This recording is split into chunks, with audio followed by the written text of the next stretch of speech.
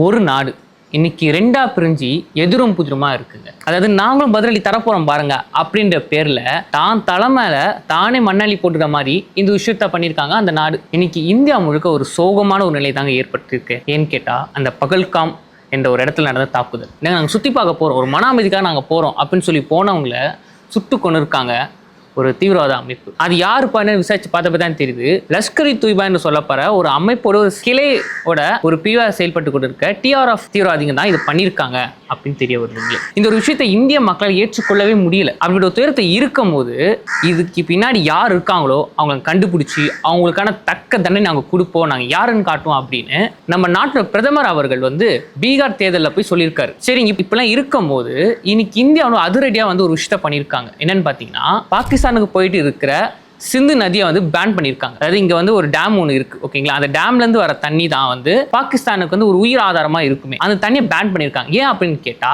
இந்த இப்படிப்பட்ட ஒரு பயங்கரமான சம்பவம் நடந்து பார்த்தீங்களா, அந்த அமைப்பு எங்கப்பா இருக்குன்னு பார்த்தா பாகிஸ்தான். அப்போ இந்த ஒரு நாடு அவங்களுக்கு மறைமுக ஆதரவு கொடுக்குது போல அப்படின்னு டிக்ளேர் பண்ணி நாங்கள் பாகிஸ்தானுக்கு பதிலடி கொடுப்போம் அப்படின்னு சொல்லி இங்கேருந்து போகிற உயிர் நாடியாக தண்ணியை நிறுத்திருக்காங்க. இப்போ நம்ம கேஜி படத்தில் வானரம் சொல்லார் பார்த்தீங்களா, சிங்கம் வேட்டைக்கு போயிடுச்சுன்னா அதோட இறைய கை கால் அங்கெல்லாம் அட்டாக் பண்ணாது, கரெக்டாக அதோட கழுத்தை தான் பிடிக்கும் அப்படின்னு சொல்கிற மாதிரி பாகிஸ்தானுக்கு உயிராதமாக இருக்கின்ற இங்கேருந்து போகிற தண்ணியை நம்ம இந்தியன் கவர்மெண்ட் டேம் மூலமாக பேன் பண்ணி வச்சுருக்காங்க.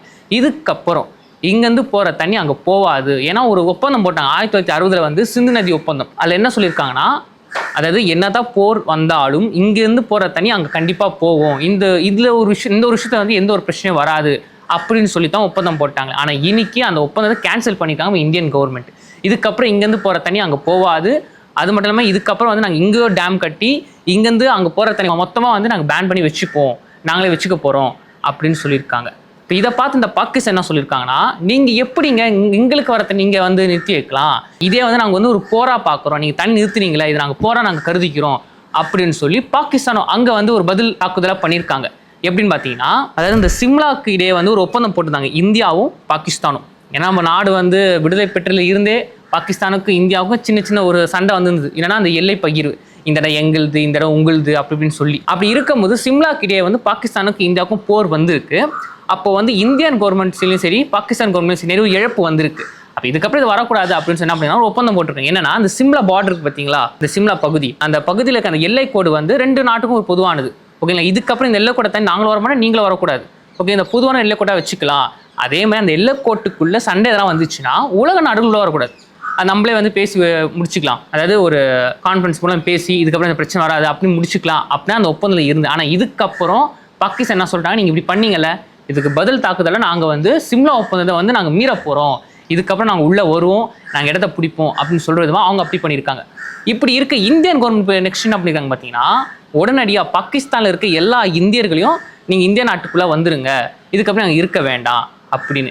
இது உடனே பாகிஸ்தான் என்ன பண்ணியிருக்காங்கன்னா, இந்தியர்கள் பாகிஸ்தான் இருக்கக்கூடாதுப்பா அப்படின்னு இந்தியன் கவர்மெண்ட் சொல்கிறதுக்கு முன்னாடி அவங்க சொல்லிட்டாங்க. அப்போ இங்கே இருக்க இந்தியன் கவர்மெண்ட் என்ன சொல்லினா, பாகிஸ்தானியர்கள் இந்தியாவுக்குள்ளே இருக்கக்கூடாது, அவங்க உடனடியாக வெளியே போகணும் அப்படின்னு. ஆனால் இந்த இடத்துல இந்தியா ஒரு கருணை உள்ளத்தோடு நடந்துச்சு அப்படின்னு சொல்லி ஆகணும். ஏன்னா அப்போ பாகிஸ்தான்லேருந்து இந்தியாவுக்குள்ளேயே வந்திருப்பாங்க. ஒன்று ஊர் சுற்றி பார்க்கறதுக்கு, அப்புறம் படிப்புக்காக, வேலைக்காக, பிஸ்னஸ்க்காக வந்திருப்பாங்க. அவங்களாம் உடனே போகணும். ஆனால் இந்த மருத்துவத்துக்காக வந்தாங்க பார்த்தீங்களா, அவங்களுக்கு அங்கே கொஞ்சம் காலம் டைம் தரும். ஏன்னா இப்போ அவங்க மெடிக்கல் இஷ்யூ வந்திருக்காங்க, உடனேலாம் போக முடியாதுல்ல. அதனால் அவங்களுக்கு மட்டும் இந்தியன் கவர்மெண்ட் டைம் கொடுத்துருக்கு. இது இப்படி இருக்க பாகிஸ்தான் அங்கே என்ன பண்ணியிருக்காங்கன்னா, இதுக்கப்புறம் இந்தியா கிட்ட நேரடியாகவோ மறைமுகமாகவோ இனிமேல் எந்த ஒரு வர்த்தகத்தையும் நாங்கள் வச்சுக்க மாட்டோம், நாங்கள் முற்றிலும் நிறுத்துறோம் அப்படின்னு பாகிஸ்தான் கவர்மெண்ட் அங்கே சொல்லியிருக்காங்க. ஒன்று இந்தியன் கவர்மெண்ட் இங்கே என்ன பண்ணியிருக்காங்கன்னா, இந்தியாவில் இருக்க முப்படையை ஒரு தயார் நிலையை வச்சுருக்காங்க.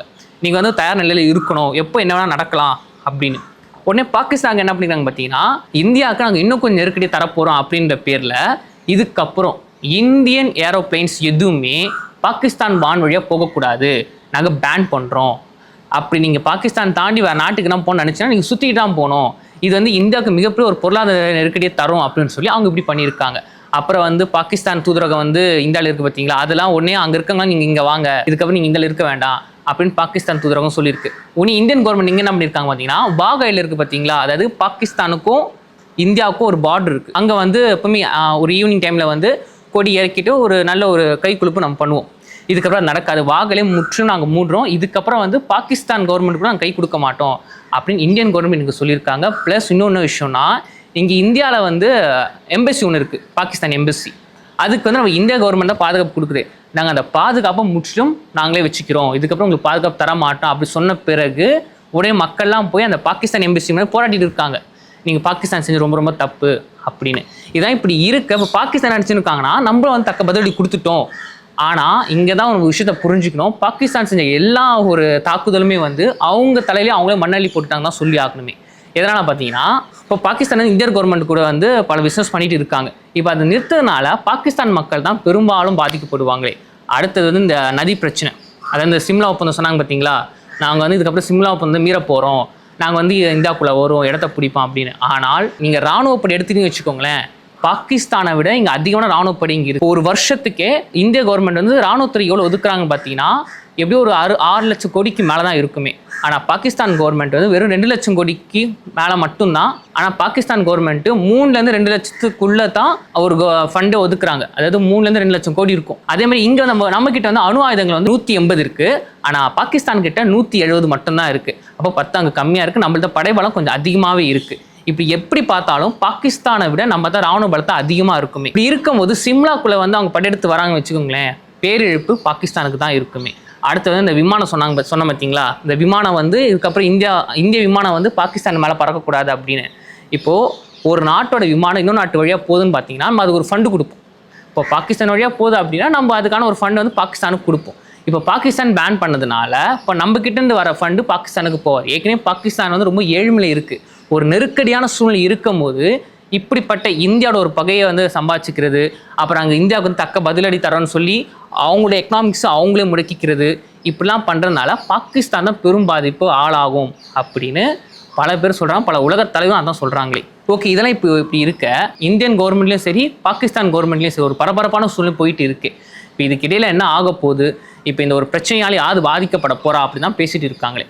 ஆனால் என்ன தான் இந்தியா அப்படி பண்ணாலும் குறிப்பிட வேண்டிய விஷயம் என்னன்னு பார்த்தீங்கன்னா, இந்த பயங்கரமான விஷயம் பண்ணது யாரும் பார்த்தா ஒரு தீவிரவாத அமைப்பு, அதுக்கு பின்னாடி ஒரு நாடு. ஆனால் அந்த நாட்டு மக்கள் எந்த ஒரு பிரச்சனையும் பண்ணலை. இப்போ இந்த நதியை வந்து நிறுத்ததுனால பாகிஸ்தானிய மக்கள் தான் வந்து பாதிக்கப்பட போகிறாங்க. அதனால் இந்த ஒரு பிரச்சனை வந்து இதுக்கப்புறம் வளராமல் அது யார் பாதிக்கப்பட்டாங்க, யார் வந்து இந்த பாதிப்பு உருவாக்குனாங்களோ அவங்கள கண்டுபிடிச்சி அவங்களுக்கு தக்க தண்ணி கொடுத்தா மட்டும்தான் இந்த பிரச்சனை சால்வ் ஆகும். ஏன்னா என்ன தான் பார்த்தாலும் பாகிஸ்தானி மக்கள் இருக்காங்களா, அவங்க யாருன்னா நம்ம அண்ணன் தம்பிங்க தான். ஏன்னா ஒரு காலத்தில் பாகிஸ்தான் இந்தியா ஒன்றா இருந்த நாடு, சுதந்திரத்துக்கு அப்புறம் பிரிஞ்சு போனாங்க.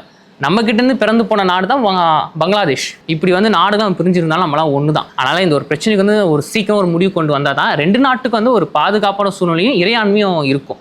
ஓகே மக்கள், இன்னைக்கான வீடியோவில் இந்த இன்ஃபர்மேஷன் பார்த்தோம். இந்த மாதிரி பல இன்ஃபர்மேஷன் நீங்கள் தெரிஞ்சுக்கலாம் அப்படின்னா இன்னொரு லைஃப் சேனலை சப்ஸ்கிரைப் பண்ணுங்கள். மேலும் இப்போ இந்தியாவுக்கும் பாகிஸ்தானுக்கும் ஒரு பிரச்சனை வர்றதா இருந்தால் இதில் யார் அதிகம் பாதிக்கப்படுவாங்க அப்படின்னு உங்களுக்கு தெரிஞ்சுதான் நம்ம கமெண்ட் பாக்ஸில் சொல்லிட்டு போங்க.